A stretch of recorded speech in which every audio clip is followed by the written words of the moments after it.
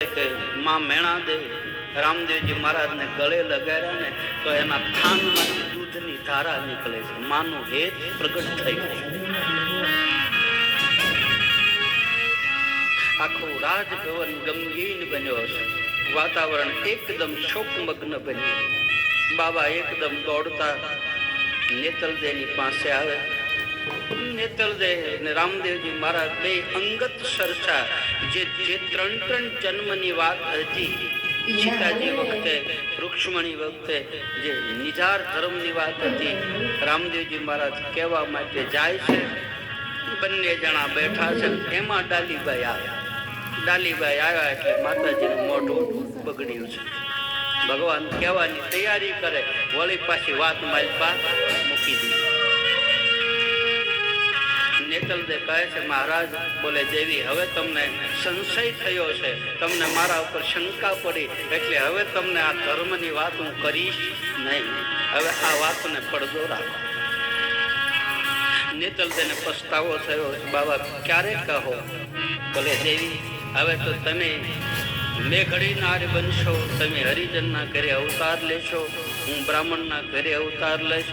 જુનાગઢમાં જાંગીના વાગશે, ઢેલડીનગરમાં ઘાણી મૂકી, જતી સતી સાબરમતી, ન્યા થશે સુરાના સંગ્રામ, વંથલીમાં મારા વિવાહ થાય, પરબે આવીને મીંઢોળ છોડશું, સાબરમતીના કિનારે તંબુ તાણશું, અને એ વખતે મારી હારે 5 પાંડવો હશે, હરિચંદ્ર હશે, તારામતી હશે, દ્રૌપદી મારા લૂણ ઉતારશે, વિંધ્યાવલી દીવડો ચાલશે. તે દિવસે ગતગંગા મારી હારોહાર જય જયકાર કરતા સાબરમતીના કિનારે આવી અને તંબુ તાણી. તે દિવસે આ સતયુગ ઉથાપી, કળયુગ ઉથાપી અને સતયુગની સ્થાપના કરી. અને તે દિવસે ચોથા યુગમાં મરી ગયેલી અજૈયા છે અને હજીવન કરીશ, ત્યાં સુધી મારે તમારે જોવા.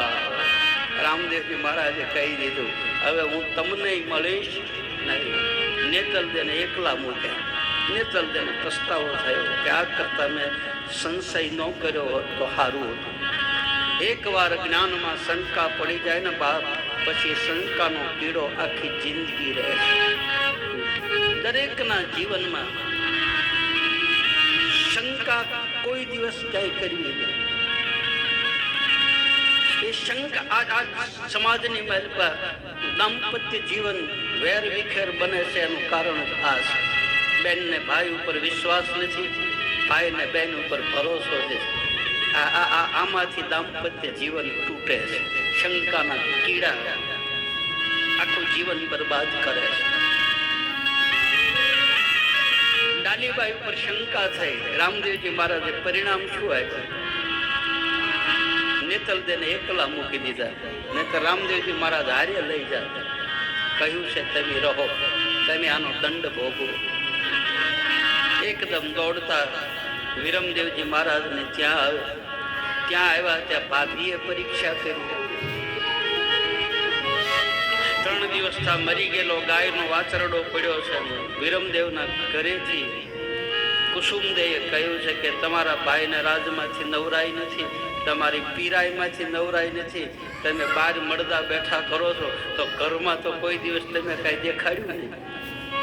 આ 3 દિવસથી મરી ગયેલો વાછરડો છે, ગાયે તણખલું મોઢામાં લીધું નથી, તમારી પીરાઈ અમને તો દેખાડો. ભાભી થાય એટલે થોડીક મશ્કરી કરી. રામદેવજી મહારાજ કહે છે, ભાભી, મરી ગયેલા વાછરડાને હજીવન કેમ કરવો એ તો કુદરતનો ન્યાય. છતાંય તમે કહો છો તો હું હવે 9ના દિવસે નિર્વાણ પદ લઉં છું અને મારી વધેલી આયુષ્ય ને આ વાછરડાને દેતો જાઉં છું. 3 દિવસનો મૃત્યુ પામેલો વાછરડો હજીવન થાય. બાબા રામદેવજી મહારાજ ભાભીના ચરણમાં પ્રણામ કરી. ભાભીને પણ પસ્તાવો થાય કે મેં આની પીરાય ન જોયો તો હારું. ઘણી વખત બાપ આપણા ઘરમાં જ પીરાય હોય છે, આપણા ઘરની માલપાસ બધી વસ્તુ હોય છે, પણ એ વ્યક્તિ વયો જાય પછી આપણને એની પીરાયની ખબર પડે છે. પહેલા ખબર પડતી. આખું રાજભવન રામદેવજી મહારાજ આખા રાજભવનમાં જ્યાં ગયા ત્યાં પરસા બધા પરસાની માંગણી કરી. ભાભી હાથ જોડીને કહ્યું છે, રામા મારી ભૂલ થઈ ગઈ બાપ. બોલે મારો ભાઈ આવે તો કહેજો. નોમના દિવસે રામ સરોવરના કિનારે નિર્વાણ પદ લઉં છું, તો રોકાઈ જાઓ વીરા. બોલે નહીં માં, હવે રોકાવાનો વખત નથી, હવે તો તેડા આવ્યા છે. બીજા દિવસની સવાર પડે, જેમ અયોધ્યામાંથી રામ જાતો હોય ને આખી અયોધ્યા રડતી, જેમ વ્રજ ભૂમિ મૂકીને ભગવાન કૃષ્ણ જાતો હોય અને આખી વ્રજની ભૂમિ રોતી હોય, એમ આજે પોકરણગઢની પ્રજા દરબારગઢના દ્વાર ઉપર ઉભા છે. બાબા રામદેવજી મહારાજે કેસરિયા વાઘા ધારણ કર્યા, ઉર્ધ ત્રિપુંડ ધારણ કરી અને ધીરે ધીરે સદગુરુ બાળીનાથ બાબાના ચરણમાં પ્રણામ કરી અને રાજભવનની બહાર નીકળે છે.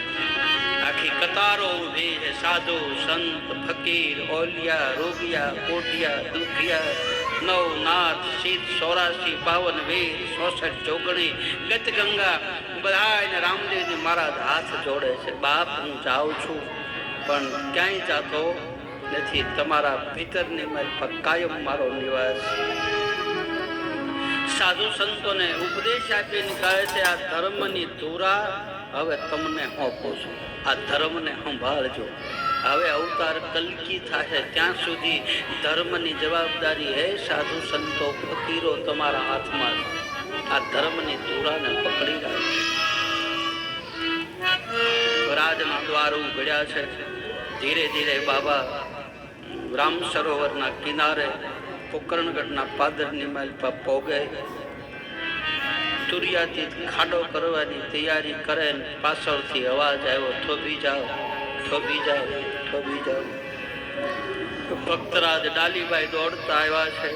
રામદેવજી મહારાજના ચરણ પકડીને કહે છે, મહારાજ, મારે તમારે વચન હતું કે મને મૂકીને તમારે જવાનું નહીં.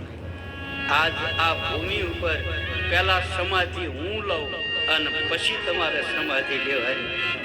રામદેવજી મહારાજ ડાલીને કહે છે, ડાલી, આનું પ્રમાણ તું દે, તારી ભક્તિનું પ્રમાણ દે. બોલે બાબા, આ જમીનમાંથી આંટી, દોરો, કાંક્ષી, મોડિયો અને ચુંદડી, આ 5 વસ્તુ નીકળે આ ભૂમિમાંથી, તો આ ભૂમિ પીળા પિતાંબર, પગની ખડાવ, કેસરિયા વાઘા નીકળે તો આ જમીન તમારી. ડાલીબાઈ ને રામદેવજી મહારાજ કહે છે, કોના ભરોસે કહે? ડાલી કહે છે, મારા ભજનના ભરોસે કહું છું. મારો ધણી સામે ઊભો હોય એ કોઈની લાજ જવા દેતો નથી. જેને દ્રૌપદીના ચીર પૂર્યા હોય ને એ મારી રાજ રાખવા મારો ઠાકર આવશે આવશે આવશે. મને મારા ભજન ઉપર ભરોસો છે.